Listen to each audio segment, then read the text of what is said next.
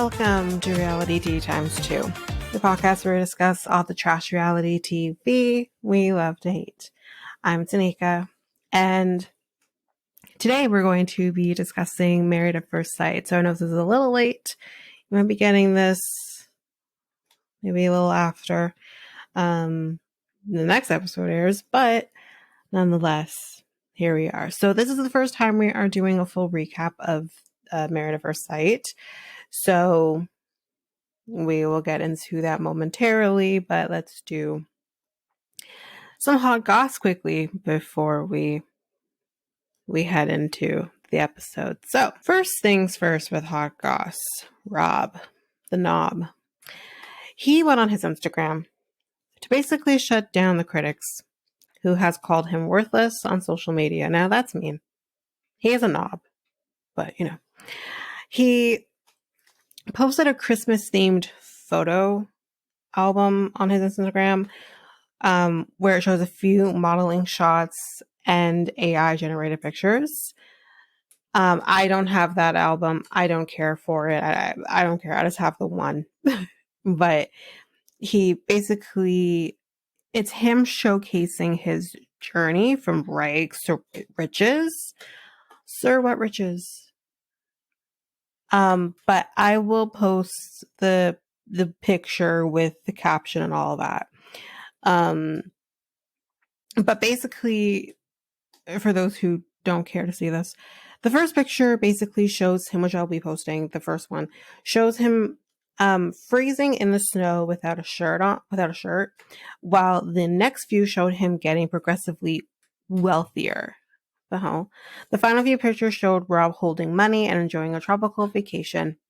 He looked seemingly happy amid the rumors that Sophie had left him due to his past infidelity. Right. But that's basically it for that. Not much there. Let's move on to the next hot goss. Jesse Meester. We all remember him? Yeah. He shocked fans recently, revealing that he's having a baby with his new girlfriend, who is not Jennifer, obviously. Didn't know you two weren't together anymore, but hey, whatever. So apparently, though, both Jesse and Jennifer revealed back in September 2022 that they had broken up. Didn't know, because I just don't care. But I guess, along with me, a lot of people were assuming that him and Jennifer were still together, which is maybe why it became kind of a surprise when he did announce he was having a baby with another girlfriend from whom he did not announce that he was with. Who posted this was actually 9 Day, the Melanated Way. They posted this, so I will post their post on our socials. And it was captioned, "Congratulations to Papa Jesse and Mama Marion, who celebrated birthdays. They celebrated their. I don't care. The holidays and are expecting a baby boy in 2024." Some fans who were shocked commented saying, "Wait, what the fuck? What happened to Jennifer?" And another one saying, "I don't recall you posting that he had a new girlfriend." So that's basically that. So again, I will post that post so you can kind of see the announcement if you hadn't seen it. But that's what's up there. So yeah. The only other hot goss that I have, which isn't really like hot goss, is kind of really not really hot. It's more like lukewarm. Is Dempsey. Remember Dempsey? She's with Statler. Has posted an Instagram story suggesting that her and Statler have new plans after the end of have new plans. Period. Or I guess they must have done like some sort of Q&A on Reddit, and the Reddit user, which I'm not sure, I think it's Dick Fine Coffee 123, shared a screenshot of Dempsey's Instagram story where basically her saying celebrating the first day of 2024 by booking a one-way flight to a brand new country. And she does tag Statler in the post. I will post that as well on our socials. So the user who posted this or reposted this says Dempsey moving to the US ? So don't know, not sure. They seem to be pretty tight-lipped, and I do wonder if the reason they're tight-lipped is maybe are they going to be on another episode, a new season of 90 Day Fiancé, some way, shape, or form. I don't know, but that's it for hot goss. That's all the hot goss that I have so far. So I'll have to replenish my hot goss. Again, I'll post everything on socials as discussed. But let's get into the reason that we are here. Married at First Sight, Season 17, Episode 11. Not sure what the title of the episode is. But we will start with Emily and Brennan, who for some reason I can never remember up until now. Like their names. So they're cooking pizza together, homemade pizza. And they do kind of talk about, Pia's suggestion of him going to therapy and him not really wanting to do that. But she does kind of want him to open up more with her, obviously. And she's like, it's important for her to set goals, which again is fair, I would think. But he mentions feeling also uncomfortable about the touching exercise that Pia has mentioned to them. He doesn't really want, and he kind of suggests like it would be kind of like a poke. No, that's not what Pia was saying, but anyways. But he would like to do kind of a twist on that and say maybe they can hug instead. So she's down for hugging. I think that's great. She kind of says, although, I might get frustrated by things, lack of things, whatever, and vice versa, I'm in this. I wonder how much longer she's going to say that, though. In the next scene, we're at the 1 month now, and they're going to be going horseback riding. So we are at Devil's Thumb Ranch. You might want to change the name. Brennan gets a horse and the horse's name is Gucci. So they're kind of doing the horseback riding thing. At one point they're trotting and all's great in the world. Gucci seems to be kind of real excited and kind of goes off on a tangent a little bit. Maybe slips at one point, yeah. Emily kind of mentions here that she's a little jealous of the connection that he is forming with Gucci. Like, why can't you do that with me, basically? He says, you know what? I just felt the spark with the horse. Wow, sir. So you're capable of emotion, but you can't do that with your wife. Cool. Seems right. Anyways, after the horseback riding, they go out for dinner. And he says to her, like, listen, I don't want to sugarcoat anything, but like this process has been really tough for me. He literally basically tells her that she's a fucking red flag. What the fuck? You might want to add some context to why you feel she's a fucking red flag, but you're too pussy shit to tell her why she's a fucking red flag. Fuck you. I fucking hate this guy, which I've kind of made that very clear at this point.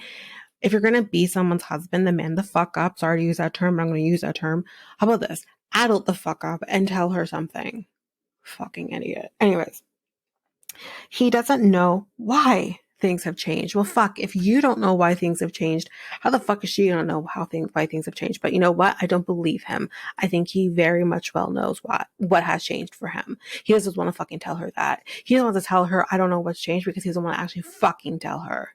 Fucking idiot. Anyways.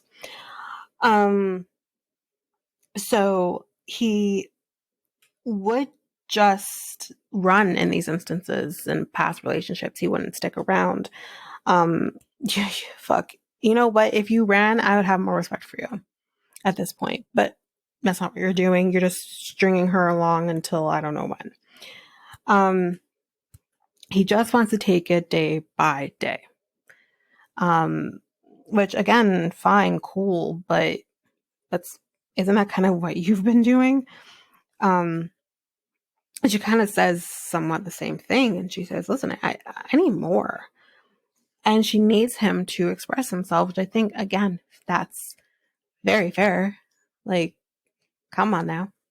Anyways, so that's kind of it with Emily and Brennan for now. We will see them in just a little bit when we do the group stuff. So let's take a little detour here and let's go to Michael, because he's coming back.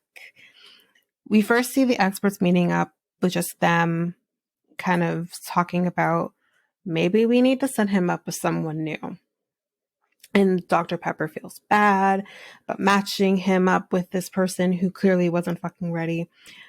And then Michael shows up and he's wearing the crown that what was supposed to be his wife gifted him. And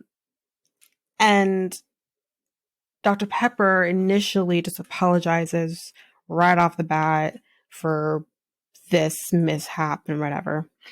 He said, listen, even if I was mad, I didn't think there was necessarily ill will on her part, which maybe there wasn't, but at the same time, like, then why did you do this process if you don't think you can marry a stranger? But Dr. Pepper basically says that Runaway Bride robbed him of the experience that this is supposed to provide, and ultimately took that away from herself as well. Because you're literally, I feel like you're always going to wonder what if, right? Anyway, then Dr. Pepper asks, like, would you want to do this again if we can find you the right match? And he basically says 100% I would do this again. And they do ask him, like, since you've been through this process, like, or partially through this process, what would you like to see from a new match? And he basically says, like, he would like someone who's intelligent, witty, but also silly and sweet. So Pastor Cal says, we 100% picked the right groom. That's a fucking diss to who was supposed to be his bride. It's funny. Anyway, so they are going to find someone new. Great. Fast forward to a new day, and Michael is meeting up with some of his friends. I'm not sure if any of these people were actually at the wedding, but he's meeting up with some of them. And he tells them, listen, guys, I did meet up with the experts, and they definitely took accountability for their part in all of this. And he says that they might try to match me up with someone else. How does that make you guys feel? Which is a great question to ask. And one of the friends, kind of the one who's more vocal here, says, well, I don't trust their abilities to pick the right person, but with that said, I do trust you. And she asks, like, do you really want to do this again, though? And he says that he definitely wants to try to do this again. The friends say, well, you can back out this time. If you think this is all going to go well and she's going to say yes, you back out. Let's not do that. Then here comes Dr. Pepper, and she tells Michael, listen, we are doing this again because we found you a match. And she has all of the qualities that you were asking for. Also, apparently, like, one of the friends kind of says to Dr. Pepper that, he did kind of make a comment that he felt that this experience of the other woman ditching him at the altar was somewhat a failure on his part. And I just want to stress, like, I feel like this wasn't stressed enough, but I'm going to stress this. This was not a fucking failure on his part. He did nothing wrong. He didn't ask for this. I think this person was clearly way over her head, probably didn't think this was actually going to happen. And when it did happen, maybe her family was so hell-bent against this happening. We just didn't see that for obvious reasons, because now she's suing the creators of the show. But you know, maybe there's just something we don't know. And that is why this was a failure. It has nothing to do with him. Anyway, that's it for Michael. We won't see him again for this episode, but let's move on to Claire and Cameron. So they are going to do some indoor skiing. And he says that he's still trying to, figure her out and figure this whole thing out, but they're real awkward together, like really awkward. At one point, she actually wants to go in between his legs while they're skiing.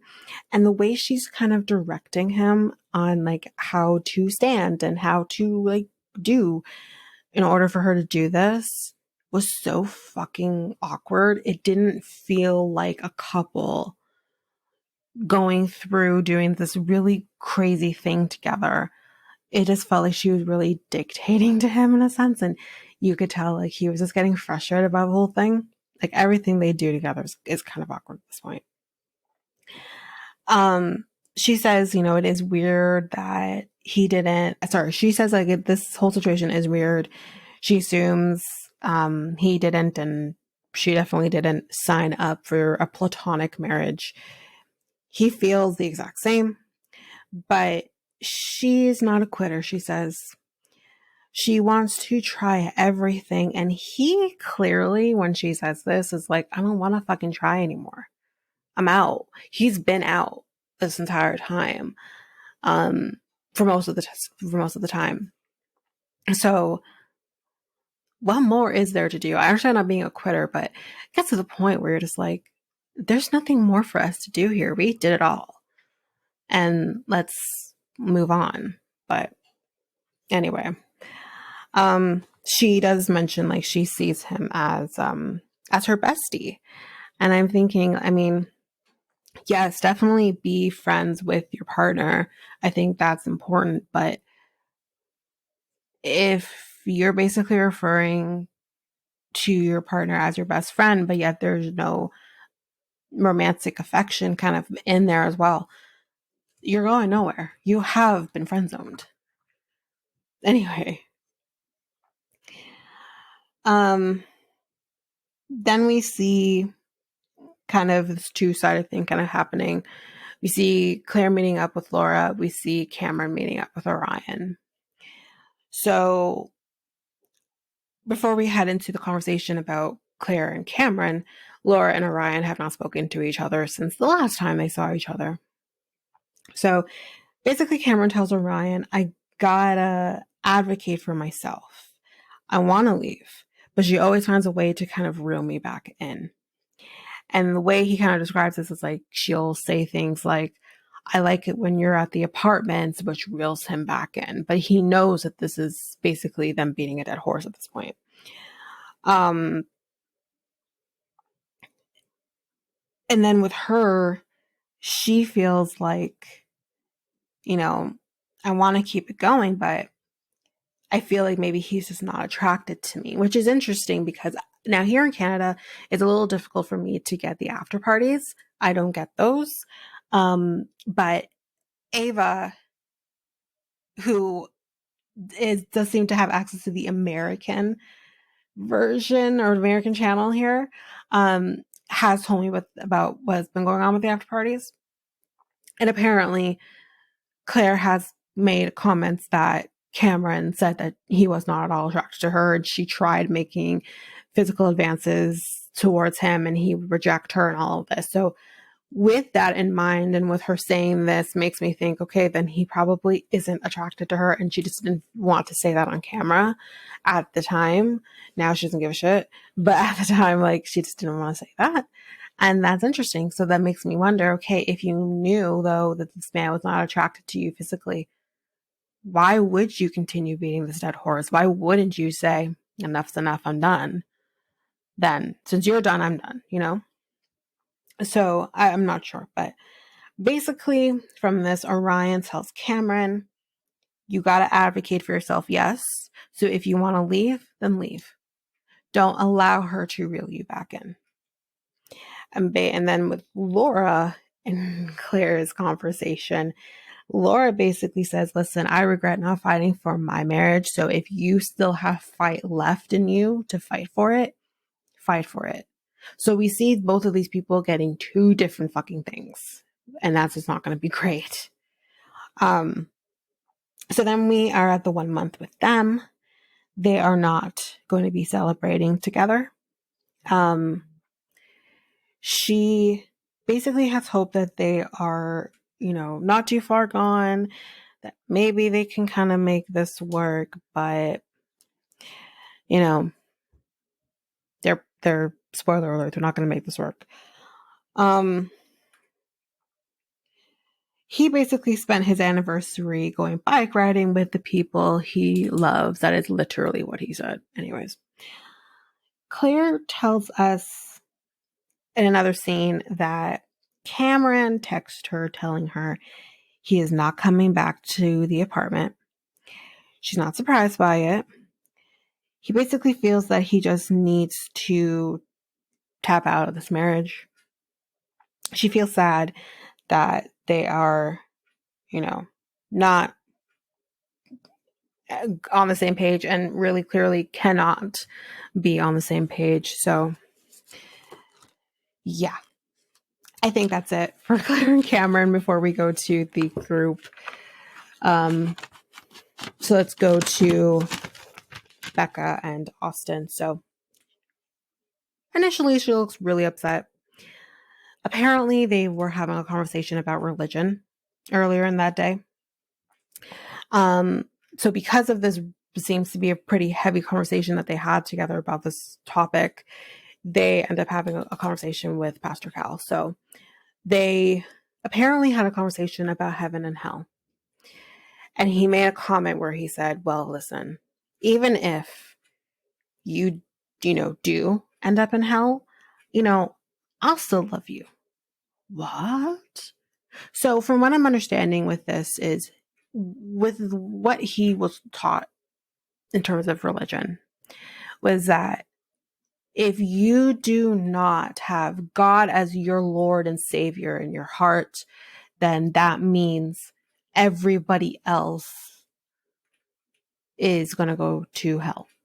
So fuck the Muslims, fuck the Jewish people, fuck the Hindu people, basically fuck everybody who is not Catholic and doesn't have Jesus Christ, the Lord and Savior in their heart. I don't fucking believe this. I don't feel like I clearly don't have any recollection of ever learning this. So I'm wondering if I'm not sure of which sect of Catholicism he falls into, if it's evangelical, I don't know. But I hear this and I'm just like, what the fuck? That just doesn't feel like something I learned. Anyways. But my understanding, maybe I'm wrong here, but with Judaism, I was under the impression that they actually don't believe in a hell. I know Hinduism doesn't believe in a hell, so I'm not sure if that also. I feel like I heard that about, like, I remember Ari and Benny mentioning that she didn't believe in a hell because her religion doesn't believe in a hell, and she is also Jewish. So I'm wondering if that's. I know Becca has kind of gone more agnostic, so she believes in everything, but she was never taught that. So I'm hearing this and I'm just like, for fuck's sakes, man.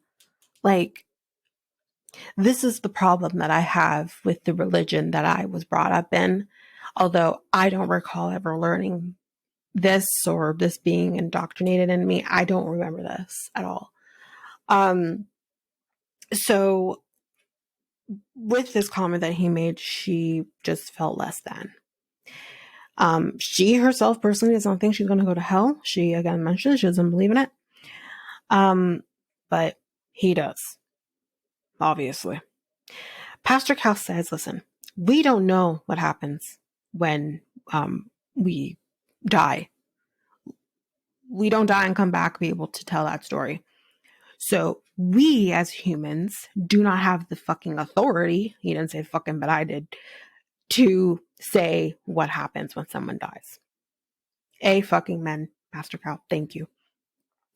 And then Austin says, his church does believe, like, If you don't believe in Jesus, you're going to go to hell. And he explains this, but then he also then explains, but I don't believe in that. But you clearly do because you just made this fucking comment to your wife. So was that a slip of the tongue or what? Like, somewhere you're lying. And I'd rather you just be honest about it.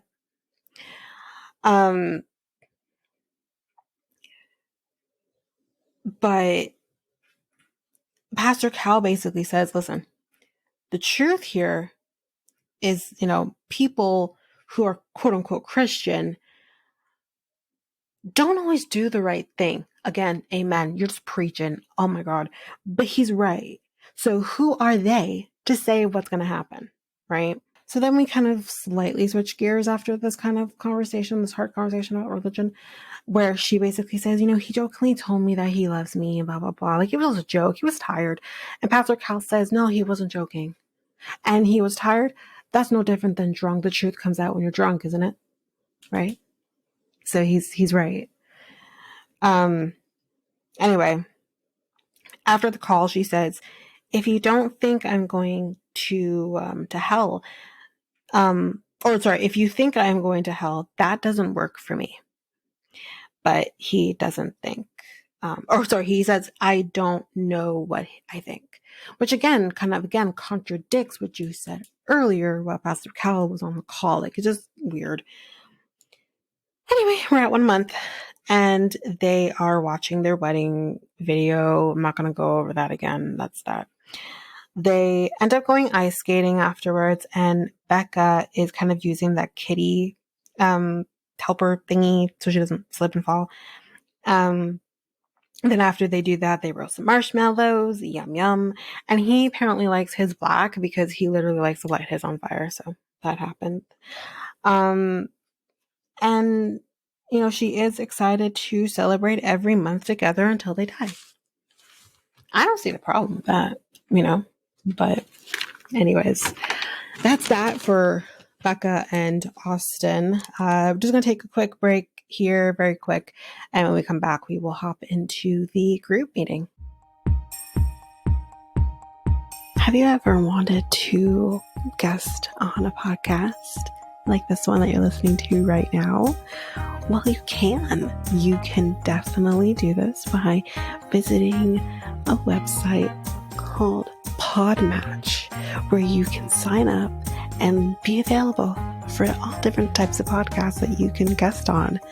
Or you can even search for a podcast and say, I want to guest on your podcast. I think we'd be a good match.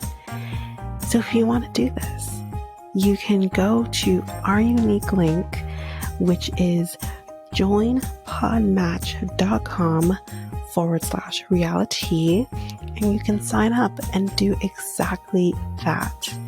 And you can find us and you can guest on our podcast. So again, that unique link is www.joinpodmatch.com. That's joinpodmatch.com/reality, REALITEA, and you can be a guest on our podcast.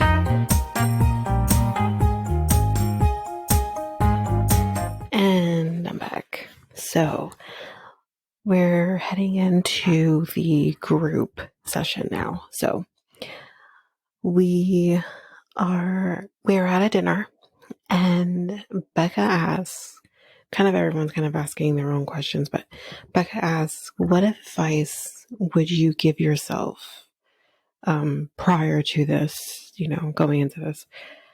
Everyone gives, a decent answer, except for Brennan. He literally says, Cameron, do you want to answer? I'm good. The fuck? And at this point, like, Emily's faces are amazing. She's like, fuck this man. Like, really and truly. You can tell she's reaching her breaking point at this point.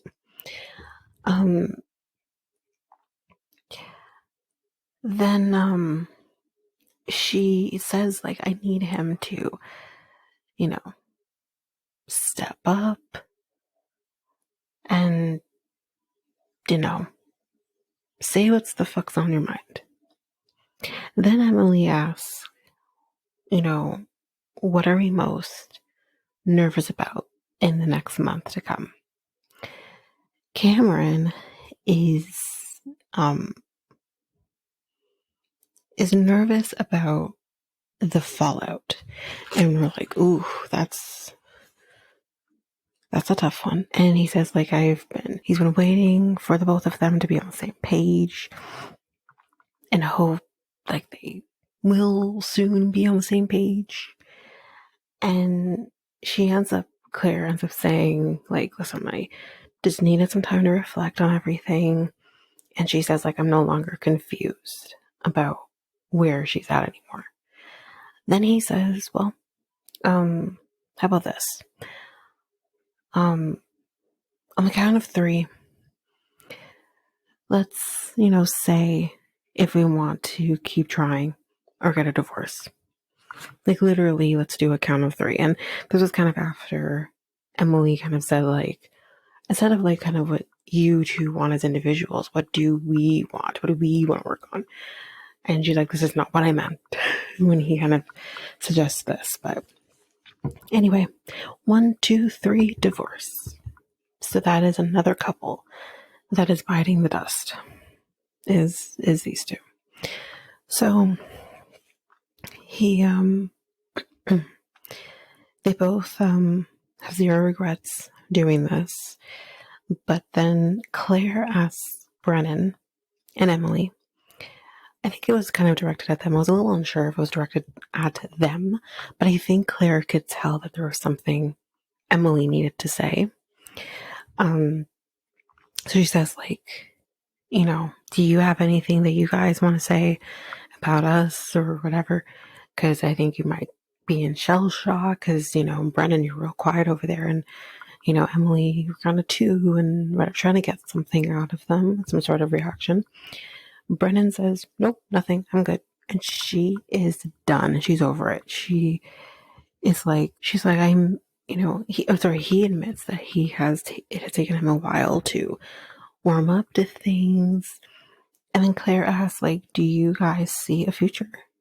And again, this question seems directed at them, at both of them. And he says, we are just taking it day by day. And he keeps kind of saying, day by day, day by day. And Emily says, listen, if I hear him say day by day one more time, he might end up on Snapped as the victim. Like, and I totally get it. The thing is like, we can see you can emote. You did with Gucci, you know what I mean? Like, clearly we can see you're capable of it. So why are you incapable of doing that with her? And if there's something stopping you from doing that, fine, but you need to tell her that. And that's the problem I have with him. So, he appreciates her being, so he appreciates her being resilient. She says, being resilient and helping, saying what he needs to say. What? Brennan, what the fuck have you been saying? Thus far, I feel like you've been saying dick all. And it's clear on her face that is exactly the case. You have said dick all about anything. So, she says, listen, he hasn't been doing what I need him to do. I get he's quiet, but for fuck's sakes, even Austin has things to say, and he's the quietest one here. That is also true. Honestly. So she's just over it at this point.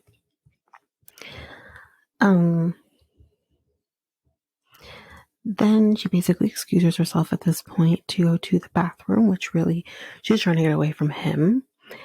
And Brennan says, oh, well, do you want me to walk with you? And she's like, nope, don't need you to do that. Just stay. But Claire does get up to talk to her, and she basically says like she just wants him to answer some of these questions. She wants to understand what the issue is, how they can fix the issue, or even better, see if this is going to work long term or not. She's like, am I going to be doing this for the rest of my life? Like I wouldn't be doing this for the rest of my life, marriage or no marriage. Like, no. And Claire basically says, like, it's clear he's not giving you anything here. Emily says, like, she would just walk away, but she cares about him. And I think, again, caring about someone is all good and well, but you need more than someone to care about. And I'm not discounting that he cares about her. I think he does in his way, but that is not enough to maintain a relationship, a romantic relationship. So then she wishes, though, that she didn't care about him, that this would maybe make this decision a little easier for her to move on. Then she leaves. She goes to a cab, I'm assuming, and Claire, I think Brennan comes, and Claire basically tells him, like, listen, you need to do better. She needs you to do better. She's hurt. Do something about it. Then he goes out to talk to her. He's like, because, I don't want her walking away from me. You're confusing me. You act like you don't want to have a relationship with her. You can't open up to her and tell her what you need to tell her. Yet, you don't want her walking away from you. It feels manipulative on his part. Like, I can't figure him out. And again, I'm confused. I'm like, huh? Like, make up your mind. Do you want to be with her or do you not want to be with her? No one's forcing you. Anyways, yeah, he says here again, I could care about her, but she tells him, do you not see during this dinner that I'm upset? Like, did you not see that? And he says, like, I couldn't tell. She says, like, I don't deserve this. But even though, like, at one point he says, like, I couldn't tell you were upset, he says, like, well, I saw you kind of, like, making faces. She's like, that's me upset, dude. Like, it's all there. I'm sorry, but I feel like if I was, making similar faces, my partner's gonna tell something wrong. Like, come on now. Anyway, he basically says, like, he just doesn't have an answer, though. He doesn't have an answer for any of this. And he says that he is trying. If this is your idea of trying, then you're fucked. I'm sorry. Like, you're really, truly, this relationship is fucked. Because that's not, to me, he's not trying. To her, he's not trying. Like, God. And he says, like, this is all I got. And so that solidifies it, right? And he says, I get you are giving more than me. Again, that's another indication that this is never going to work. She tells him, I will start resenting you if you don't make changes. Like, it's just, and again, all fair. Those are all fair things. Get over it, dude. Like, man, I hate the term, but man up and be her husband. Grow up and be her husband if that is what you want to do. And if that is not what you want to do, then let her go. Save her the heartache that she's going to get the more attached she is to you, you know? Anyway, so it's kind of that with the group situation. We basically then end off the episode with Claire and Cameron going through their wedding album. She says like it makes her sad, looking at the pictures, but he says it makes him happy because he has no regrets, like he mentioned earlier, doing this process with her. So, it makes him happy. She hopes it will not be the last time she hears from him. He assures her that it won't be. We'll see. We'll see. Then he packs his stuff and she walks him out. And that's kind of that. And she says it's hard for her to watch what was supposed to be her future basically walk out the front door. And that's sad. And honestly, I feel like maybe things could have gone a little differently with their relationship if she was maybe not so reserved initially. I do honestly think, I feel like she got the ick initially, but was able to get over it. And he couldn't catch up once that happened. But I do also wonder if what we've heard or what I mentioned earlier in the episode is true, and that's why he couldn't get over it. But our couples are dropping like flies. We've lost Lauren and Ryan. We've now lost Claire and Cameron. Basically, all we have now is Becca and Austin and Emily and Brennan. And Emily and Brennan are on the verge, or they're literally on the verge of divorce here. Like, come on. There's no way these two are going to last. Like, and Becca and Austin have their own issues as well with religion and everything. So I still think Becca and Austin can go a distance, but I have no faith in anybody else, which is why I think the show is going into this direction of bringing Michael back, giving him a second chance at a match, and hoping that can maybe fix this season. I know, kind of talking to Ava about this, she kind of was like, he's out of my mind now. Like, I don't want to, I don't care now. But I understand what they're doing.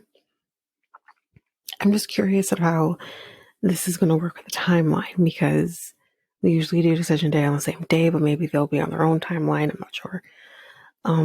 But Michael and his woman, who we'll talk about briefly in a second, are a month behind. Actually, they'll be more than a month behind. By the time they go down the aisle, we'll be 2 weeks away from decision day for the other couples. I don't know. But anyway, that's it for the episode. So next time on, we meet Chloe. I think that's her name. Is that what I said? I can't read my handwriting, but I'm pretty sure that's Chloe.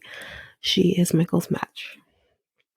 Brennan and Emily meet up with Dr. Pepper to go through their issues. Cameron apparently was diagnosed with some sort of heart condition and don't know what the cause is, how this happened. Is it stress related? Curious to know what this is, because I think I might have mentioned this in a previous episode, that I ended up being diagnosed with some sort of heart condition as well that can be brought on by stress. And it's something now that I live with over a year later. It's unfortunate, but it is what it is. So I'm not sure what he's dealing with, but Claire I feel like she's kind of blaming herself for maybe hanging on too long when he wanted to leave. This was something that was already happening. There was just an event that brought it to the surface, which was the case for me. Then we just see Brennan, being shitty with Emily as usual, and I'm over him. I want her to say, fuck you, I'm out. I really do, but we'll see, I guess. But that is it for Married at First Sight.